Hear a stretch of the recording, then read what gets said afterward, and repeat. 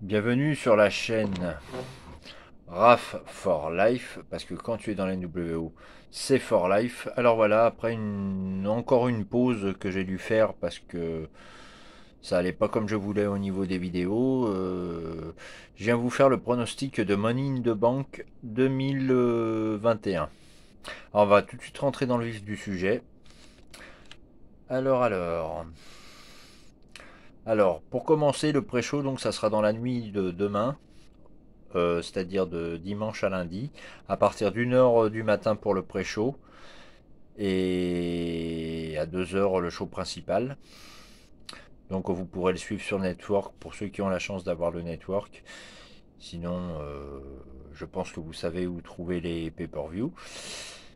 Alors, pour le pré-show en kick-off, nous aurons Ray et Dominic Mysterio, les champions par équipe de SmackDown, qui vont affronter les Usos.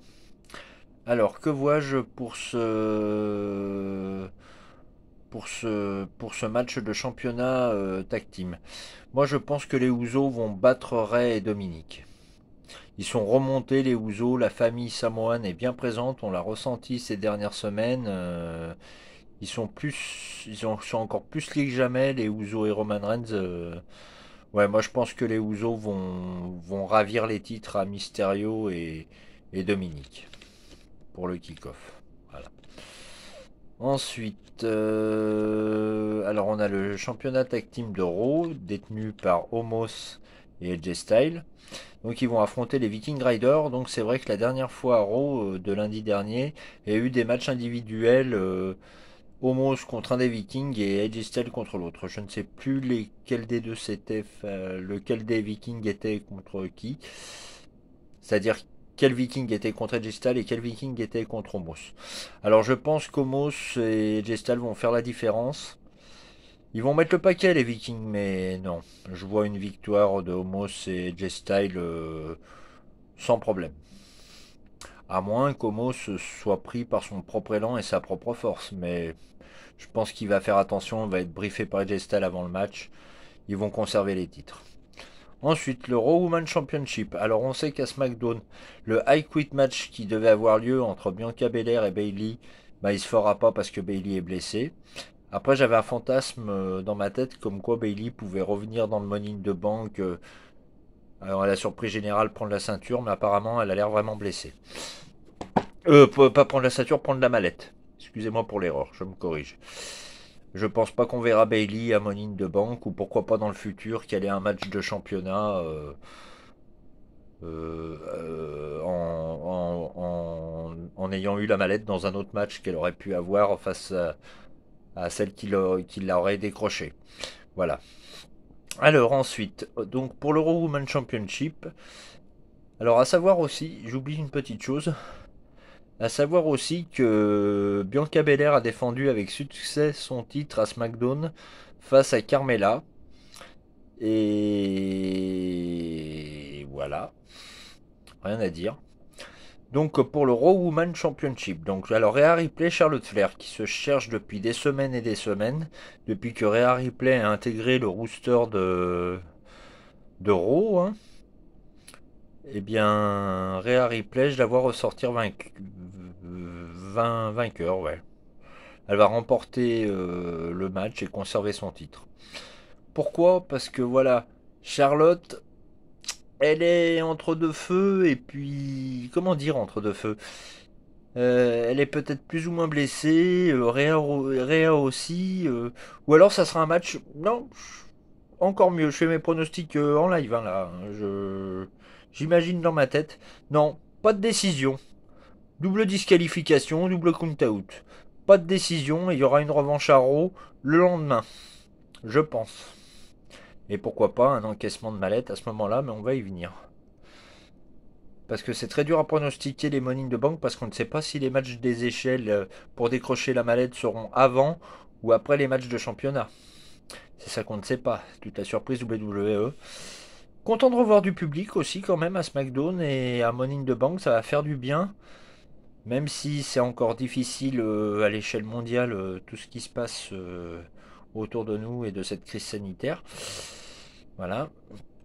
Alors on n'est pas là pour polémiquer là-dessus, on est là pour parler catch évidemment.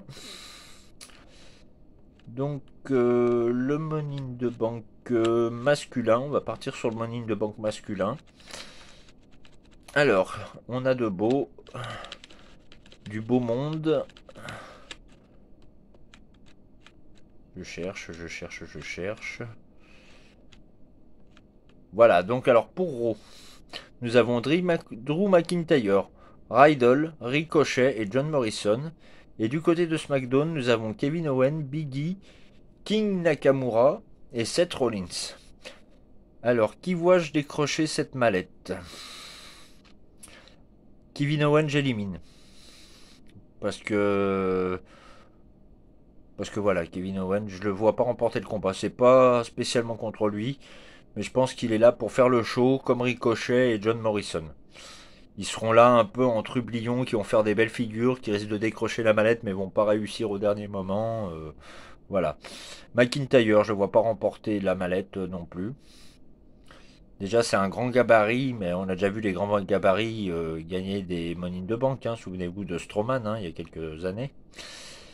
C'est plutôt du côté de SmackDown qu'il pourrait y avoir une tendance, mais je vais parler d'un catcheur à la fin de ce pronostic.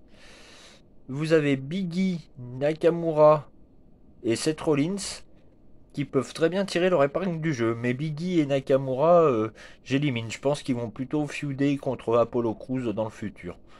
Voilà. Enfin, Big E qui a déjà feudé contre Apollo Crews hein, pour le titre intercontinental avec son garde du corps Apollo Crews, commandant Aziz. Voilà. Alors ça va se décider soit entre Rollins, soit entre Riddle. Rollins parce qu'il y a une rivalité à construire avec Edge s'il remporte l'Universal Championship. Ou alors caché sur Roman Reigns, comme il a l'habitude d'être opportuniste lui aussi, Seth Rollins. Il revient en force dans les shows SmackDown hein, depuis son retour. Ouais, et puis c'est par rapport à la carte, vous avez Riddle qui est entre un protagoniste de SmackDown et deux de Raw. Et vous avez Biggie et Nakamura sur la carte. Et derrière, vous avez Rollins. Donc ça va se décider entre Rollins et Riddle. Et je vois Riddle décrocher la mallette pour justement avoir une guerre contre son partenaire actuel de RK Bro, Randy Orton. Voilà, je pense que Randy Orton, si Riddle décroche la mallette, ils vont faire une storyline entre les deux. Enfin déjà qu'elle existe avec cette équipe RK Bro. Oui, ça peut être Riddle. Alors je vais dire Riddle. Rollins, je pense qu'on a d'autres projets plus grands pour cette Rollins. Le Money in the Bank féminin. Alors, du côté d'Euro, on a Nikki Cross, Alexa Bliss, Naomi. Et du côté. Et Asuka, pardon, j'allais oublier Asuka.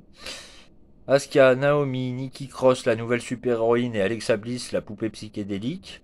Et du côté de SmackDown, on a Liv Morgan, les championnes tag team féminines Tamina et Natalia, et Zelina Vega. Alors, qui je pronostique là? Liv Morgan a des chances de gagner. Elle est bien remontée, la petite Liv Morgan, et elle pourrait bien créer la surprise. Asuka, bon, c'est une favorite du côté de Raw, mais elle a déjà eu la ceinture assez longtemps, et puis comment dire, elle a déjà eu la ceinture l'année dernière, hein, parce que le match n'était pas pour la mallette, elle était pour la ceinture. Alexa Bliss qui va certainement faire appel à ses pouvoirs psychédéliques, il risque de se passer des choses un peu surnaturelles à certains moments. Je ne crois pas en retour du film pour l'aider. Mais entre Zelina Vega qui pourrait créer la surprise aussi, je vois une nana de SmackDown décrocher la mallette. Enfin, une femme de SmackDown décrocher la mallette. Pourquoi pas Zelina Vega, pourquoi pas Liv Morgan, mais allez, je vais être fou, je vais dire Zelina Vega. Juste pour faire une sorte de promo par rapport à Andrade, comme elle était son ancien manager, et son époux Malakai Black, qui vient de débuter à Dynamite, à la EW. Ensuite, Bobby Lashley versus Kofi Kingston pour le WWE Championship. Bah là, je vois que Bobby Lashley va gagner. Même en dépit qu'il ait perdu plusieurs matchs face à Xavier Wood, Kofi Kingston durant les derniers épisodes de Raw.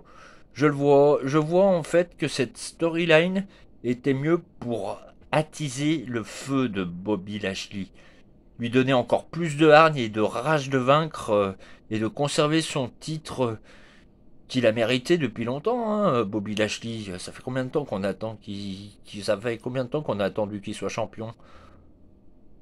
Et ben voilà, bah Bobby Lashley, il va atomiser Kofi Kingston. Ah, Kofi va faire de belles envolées, mais il va se prendre un spire.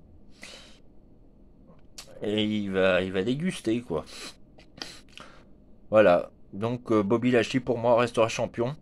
Et du côté de l'Universal Championship à SmackDown, alors Edge qui revient aussi en force. Hein, Edge, avec ses coups de barre de fer, là, c'est cette prise de soumission, ce crossface avec la barre de fer qu'il a portée sur les Usos et sur Roman Reigns encore une fois hier soir, hein, cette nuit.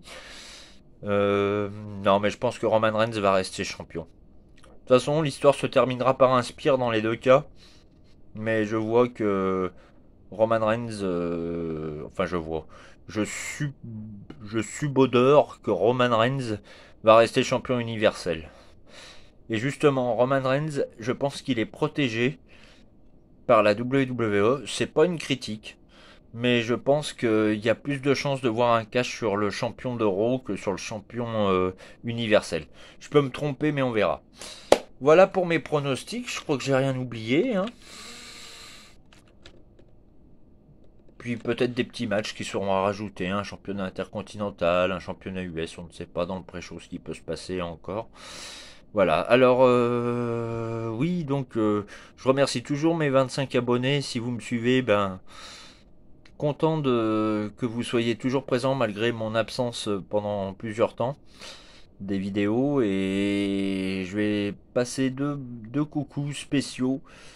Alors je vais en passer deux autres d'abord à Vivou qui se reconnaîtra et à Undy et je vais passer le joyeux anniversaire à mon frangin Boyka et à JY416 qui se reconnaîtront. Voilà, bon anniversaire les frangins avec un peu de retard. Voilà. Alors on verra pour la suite des vidéos si je continue ou pas, mais je pense revenir sur une dynamique, il faudrait. Pour parler de catch évidemment. Donc je vous dis rendez-vous lundi ou mardi au plus tard pour le récap de Money in the Bank 2020. C'était Raph for Life et quand tu es dans la LWO et quand tu es dans la NWO, c'est for life. 25 ans déjà. Hein. Ça passe. Hein. Allez, je vous dis à très vite les amis. Bye.